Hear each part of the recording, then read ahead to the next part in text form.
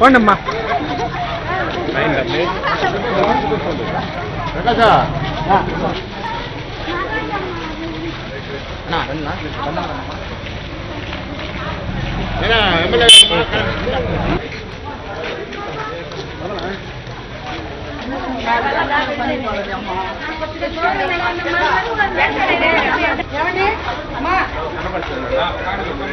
నోట్ల ఇబ్బందులు కోటి కష్టాలుగా మారిపోయినాయి భారతదేశంలో.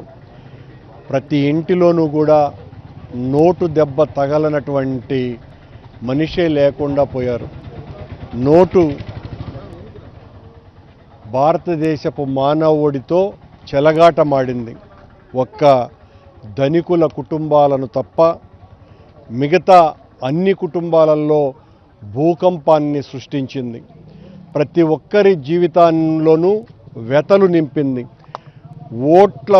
నోట్ల రద్దు వలన భారతదేశంలో ఉన్నటువంటి పేదవాళ్ళంతా నిద్రపోతున్నారు, ధనికులే అల్లాడిపోతున్నారు అని ప్రధాని గారు చెప్పినటువంటి మాట చివరకు నల్ల కుబేరులంతా కూడా ఆనందంగా విలయతాండవం చేస్తుంటే పేదవాళ్ళంతా కూడా నడి రోడ్లల్లో క్యూలల్లో వాళ్ళ జీవితాల్ని వెళ్ళబుచ్చుతున్నారు.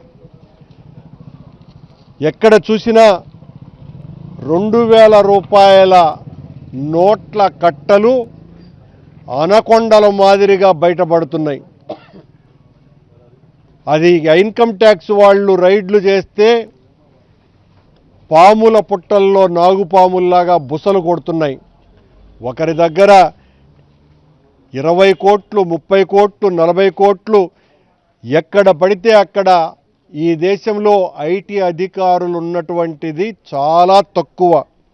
ఆ తక్కువ మందే తక్కువ సమయంలోనే జరిగినటువంటి రైడ్లలోనే ఇప్పటికే వందల వేల కోట్ల రూపాయలు బయటపడ్డాయి. ఒకవేళ పోలీసు శాఖకున్నంత మానవ సంఖ్య కానీ ఇన్కమ్ ట్యాక్స్ డిపార్ట్మెంటుకు భారతదేశంలో ఉంటే ఈ ప్రభుత్వం యొక్క ప్రకటన లీక్ అవ్వటం మూలంగా తెలుసుకొని దాచుకున్నటువంటి నల్ల కుబేరుల ఇళ్లల్లో కనీసం 5 లక్షల కోట్ల రూపాయల కొత్త నోట్లు ఖచ్చితంగా రాబోయే రోజులలో దొరుకుతాయి. ఇంత దుర్మార్గంగా వ్యవహారం జరుగుతున్నది. ఆంధ్రప్రదేశ్ రాష్ట్రానికి 20,000 కోట్ల రూపాయల నోట్లను పంపిణీ చేశామని సాక్షాత్తు రిజర్వ్ బ్యాంకు ప్రకటించింది. కానీ బ్యాంకు అధికారులు లెక్కలు కట్టి మాకు వచ్చింది 16,000 కోట్ల రూపాయలే అని తేల్చినారు. మిగతా 4,000 కోట్ల రూపాయలు ఎక్కడికి మాయమయ్యాయి? ఎక్కడికి మాయమయ్యాయి అంటే చంద్రబాబు గారి తాబేదారులకు, చంద్రబాబు గారి ఇంటికి, చంద్రబాబు మనుషుల ఇనపెట్టెల్లేకి పారిపోయినాయి, దాంకున్నాయి.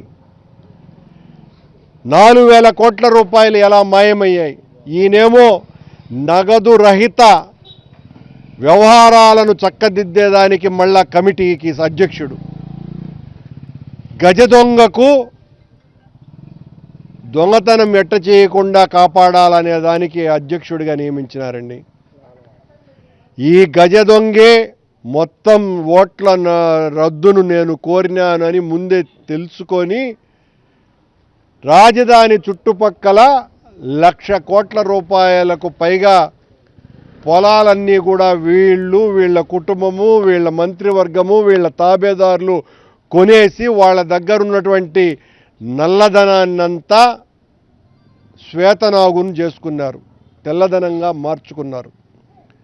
అక్కడ అమ్మినటువంటి రైతులు విజయవాడలో కావచ్చు, వైజాగ్లో కావచ్చు, చివరకు తిరుపతిలో కావచ్చు, ఎక్కడెక్కడైతే తెలుగుదేశం పార్టీ నాయకులు కొనుక్కున్నటువంటి భూములను అమ్మినటువంటి రైతులో, ఆ భూముల యజమానులో వాళ్ళ దగ్గరన చేరినటువంటి డబ్బంతా కూడా నల్లగా అయిపోయి అది మార్చుకోలేక చచ్చిపోతున్నారు. తెలుగుదేశం వాళ్ళేమో చక్కగా మార్చుకున్నారు. రిజర్వ్ బ్యాంక్ నుంచి వచ్చినటువంటి 4,000 కోట్ల రూపాయలే మింగినారు, బ్యాంకుల దగ్గరికి కూడా రాకుండా సాక్షాత్తు నేరుగా వాళ్ళు ఇనపెట్టలేక మళ్ళినారు. ఇది ఈయన గారిని నగదు రహిత పాలనకు అధ్యక్షునిగా నియమించినారు. ఇంతకంటే దౌర్బల్యం మరొకటి లేదు. ప్రజలు పడుతున్నటువంటి బాధల్ని ఇప్పటికైనా కూడా కేంద్ర ప్రభుత్వం కళ్ళు తెరిచి క్షమాపణలు కోరవలసినటువంటి అవసరం ఉన్నది. మీ ఆశయం చాలా గొప్పది. ఈ దేశంలో ఉన్నటువంటి నల్ల కుబేరుల పీచ మణచాలన్నటువంటి ఆశయం చాలా గొప్పది. కానీ 3% కూడా లేనటువంటి నగదులో నల్ల ధనాన్నంతా వెలికి తీసేస్తానని 97% ఉన్నటువంటి ఇతర మార్గాలలో మళ్ళీపోయినటువంటి నల్లధనం మీద చర్యలు తీసుకోకుండా ఉంటే చివరకు పాట్లు పేదోళ్ళకి, సుఖాలు పెద్దోళ్ళకి మిగులుతాయి.